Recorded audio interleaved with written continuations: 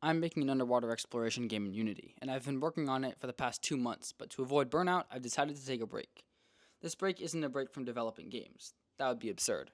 I wouldn't even know what to do with myself. Instead, I entered myself in a game jam. If you don't know what that is, it's a game making competition between developers online.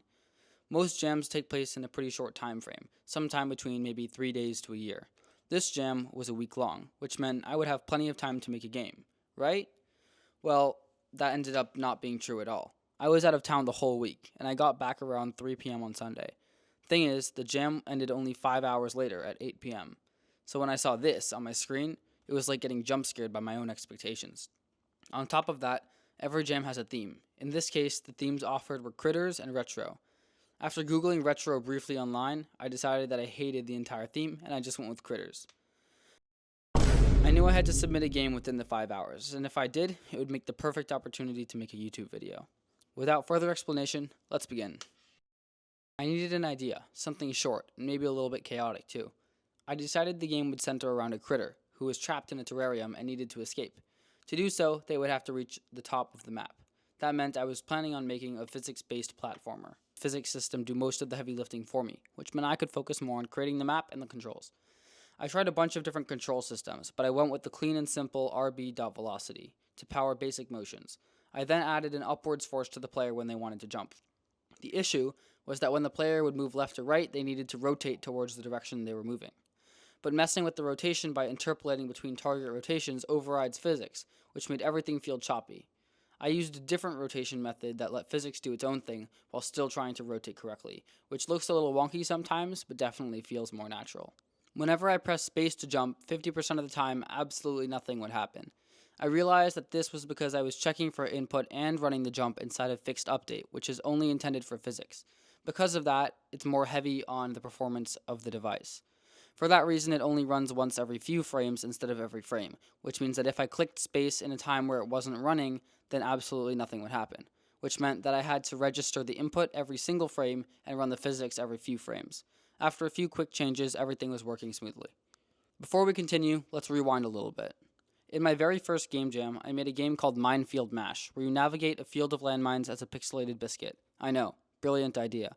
But when I submitted it to the jam, I only got 1 star in the audio category.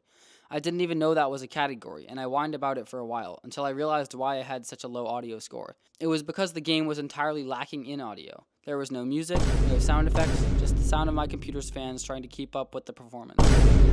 I was determined not to let that happen again, so I hopped onto the piano and started playing until I had something that sounded happy.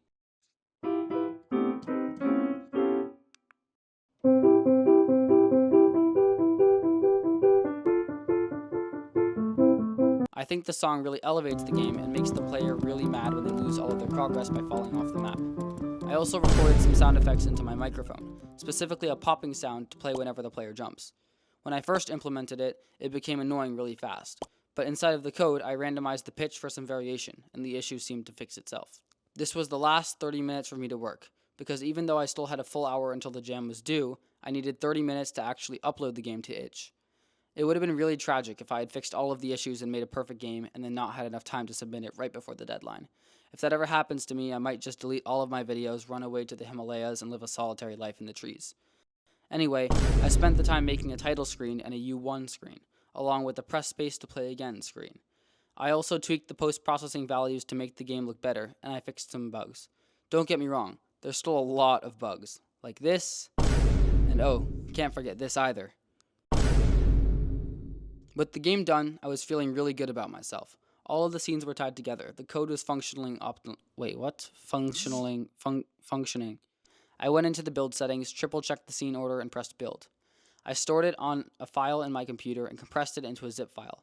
Then I opened up itch and uploaded it as a WebGL. I'll link it in the description if you want to check it out.